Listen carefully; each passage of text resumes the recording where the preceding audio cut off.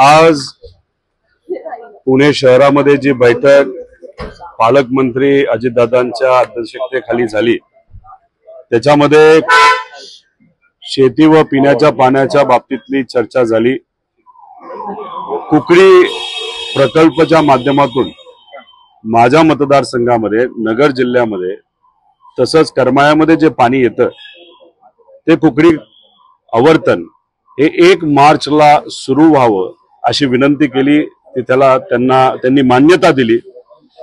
आम्ही त्यांना सांगत होतो आवर्तन हे 40 ते 42 दिवसाचं व्हावं, पण किती दिवसाचं होईल याच्यावर तरी अजून काय फायनल झालेलं नाही। ते 36 म्हणत आहेत अधिकारी, पण आम्ही विनंती केली कुठल्याही परिस्थितीमध्ये 40च्या खाली ते आवर्तन नको।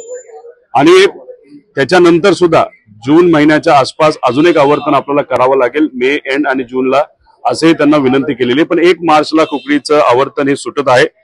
घोड प्रकल्प हा 1 मार्चला त्यातून पाणी सुटणार आहे। त्याच्यानंतर आमदार ठरवतील असं त्याच्या पुढचं आवर्तन हे दिलं जाणार आहे। तसंच सिन्याचं जे धरण आहे माझ्या मतदारसंघामध्ये कुकडी प्रकल्पातून तिथं पाणी दिलं जातं। मी हा मुद्दा मांडला, या बाबतीतली चर्चा झाली। दुर्दैवाने माझ्या मतदारसंघातले माझे जे विरोधक राम शिंदे त्यांनी तिथं पाण्याची जरूरत नाही असं सांगितलं। म्हणजे खरं तर आश्चर्यच आहे, एखाद्या लोकप्रतिनिधींनी पाणी आपल्या मतदारसंघात यावं यासाठी प्रयत्न करावे, पण त्यांनी सांगितलं तिथं पाणी त्यामुळे कुकडीतून पाणी देऊ नका असं त्यांनी तिथं सांगितलं अप्रत्यक्षपणे। त्याचा दुर्दैव आहे, पण आम्ही सुद्धा या बाबतीत लढणार आहोत। कुकडीतून सिन्याच्या धरणात पाणी द्यावं, त्याच्यावर आमची 22 गावं आहेत आणि आष्टीला सुद्धा पाणी कधी आधी पाणी कमी पडलं तर दिलं जातं। भीमा नदीतून पाणी हे एप्रिल महिन्यामध्ये सोडण्यात यावं, त्याचं मुख्य कारण दौंड, तिथं सुप्रियाताईंनी सुद्धा हा मुद्दा मांडला। दौंड, इंदापूर तसंच कर्जत या भागातले अनेक शेतकरी याच्यावर अवलंबून आहेत। त्यामुळे एप्रिल महिन्यामध्ये पाणी सकारात्मक दृष्टिकोनातून सोडलं जाईल असं दादांनी तिथं सांगितलं। त्याचं स्वागतच आम्ही सर्वजण करतो। त्याच्याच बरोबर उजनी प्रकल्प आणि इतरही ह्याच्यातून शेतकऱ्याला जी काय पाणीपट्टी लावली जाते त्याच्यामध्ये 5 ते 6 पट वाढ केली गेली आहे।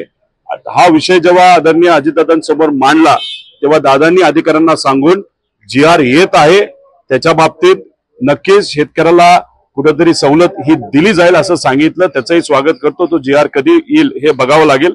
आणि सुप्रियाताई जेव्हा आल्या होत्या दौंड, इंदापूर, बारामती आणि पुरंदर इथं जी पाण्याची कमतरता आहे ती लवकरात लवकर तिथं आवर्तन सोडून पाणी शेती आणि पिण्यासाठी हे देण्यात यावं असं ताईंनी विनंती केली। अशा पद्धतीची चर्चा आज दादांच्या उपस्थितीमध्ये या बैठकीमध्ये झालेली आहे।